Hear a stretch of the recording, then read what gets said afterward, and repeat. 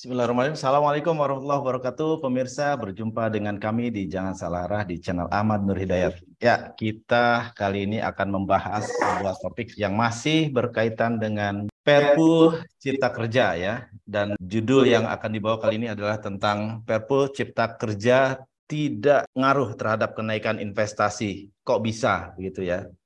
Ya baik, ini Perpu Cipta Kerja ini terus menjadi kontroversial dan banyak dikritisi oleh berbagai kalangan dan tentunya hal ini harusnya menjadi bahan perhatian pemerintah ya. Ya baik, kita untuk melanjutkan memulai diskusi ini kita lihat dulu cuplikan video berikut ini.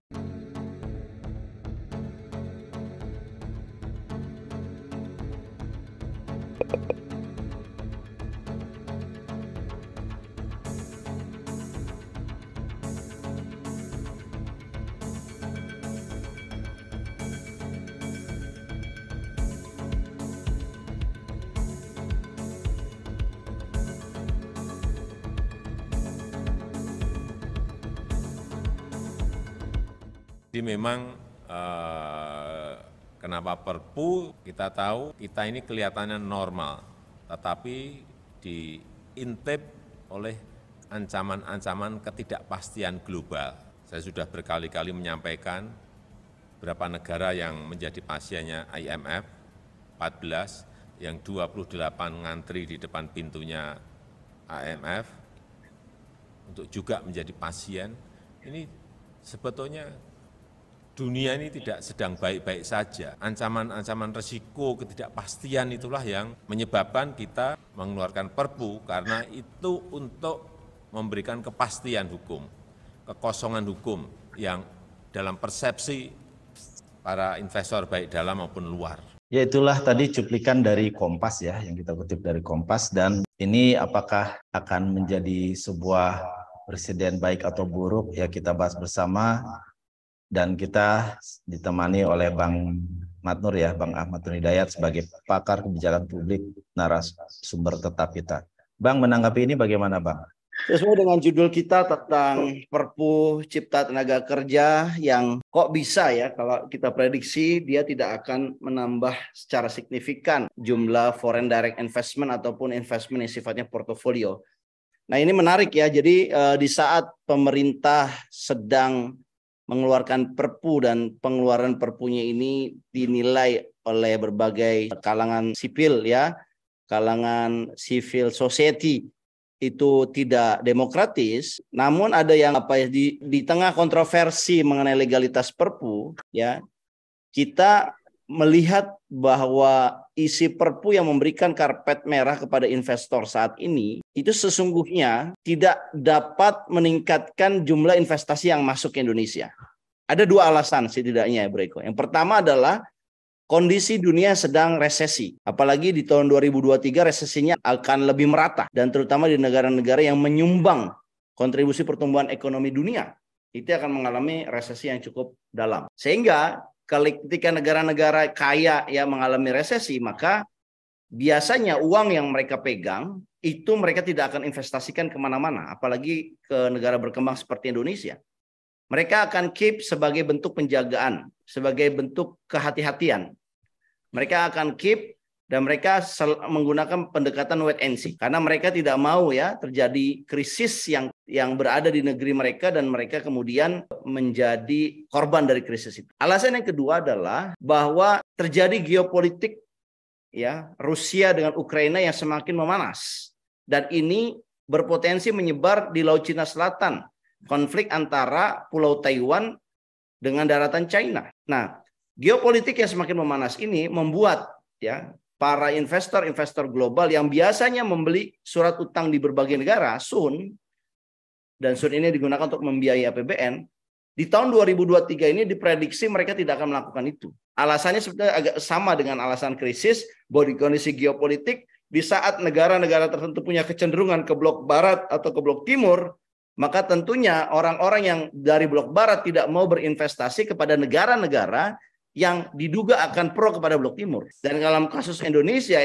banyak sekali disorot mengenai Indonesia secara verbal ataupun secara policy itu berpihak kepada China. Sebutlah misalkan menggunakan APBN untuk membiayai kereta api cepat Jakarta-Bandung, di mana kereta cepat itu adalah milik China.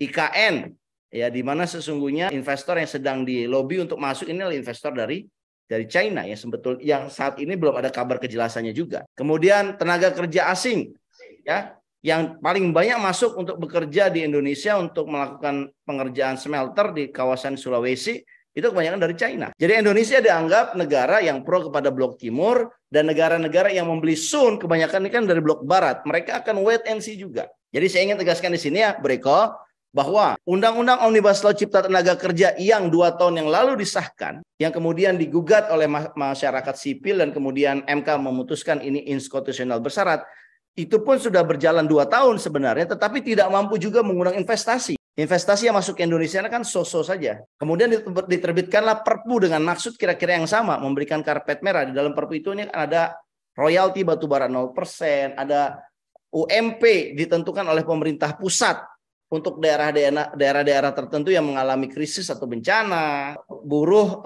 outsourcing, ya, tenaga PKWT, ikatan kerja waktu tertentu, itu kemudian bisa diperpanjang sampai seumur hidup. Itu kan semuanya memberikan karpet merah kepada investor. Tapi ternyata menurut prediksi kita tahun 2023, tahun 2024 investor juga tidak mau datang meskipun sudah dikasih karpet merah. Karena memang momentum undang-undang ini tidak tepat dengan kondisi geopolitik dan kondisi iklim finansial dunia saat ini. Jadi saya ingin katakan, mau Perpu ada atau tidak, apa yang dimaksudkan Indonesia, pemerintah terutama untuk mengundang investor untuk membiayai APBN dari global bond, tentunya di tahun 2023 akan mengalami penurunan. Dan ini harus diantisipasi. Dengan cara apa? Dengan melakukan prioritas belanja dan alokasi belanja yang paling proper. Kalau itu tidak dilakukan, sementara pendapatan menurun, pengeluaran terus membengkak, dan banyak pengeluaran negara yang tidak optimal, maka yang terjadi adalah negara akan menjadi negara yang lumpuh. Karena tidak bisa membiayai menggaji setidaknya pegawai negeri sipilnya, karena sudah terlalu besar belanja-belanja yang tidak optimal tersebut. Jadi Breko, saya tegaskan bahwa Perpu ada atau tidak ada, investor di tahun 2023 tidak akan datang dan tidak akan berinvestasi karena 2 alasan tadi. Dan saya kira ini kita menerbitkan Undang-Undang Cipta Tenaga Kerja ataupun Perpu tidak in time, ya, mungkin karena ini yang memutuskan ini tidak berkompromi, ya, sehingga keberkahannya dicabut tuh, bro. Jadi keputusannya ada, niatnya ini mengundang karpet merah, tapi ternyata investornya tidak datang juga. Itu kan namanya sia-sia. Itu kira-kira analisis kita. Dan ini kan kalau seandainya diberlakukan karena ada momentum, ada kondisi, ya, genting misalkan. Artinya kan Perpu ini semestinya justru dikhawatirkan tidak akan adjust, karena kalau dipergunakan secara panjang juga itu malah menjadi semakin bermasalah, begitu ya Bang? Investornya juga tidak kunjung datang. Sementara pemerintah cara memberikan karpet merahnya dengan akal-akalan menggunakan Perpu yang sebetulnya secara legal standingnya sangat-sangat lemah karena menggunakan alasan kegentingan yang mendesak. Tapi sebenarnya mendesakkan kegentingan gitu kan.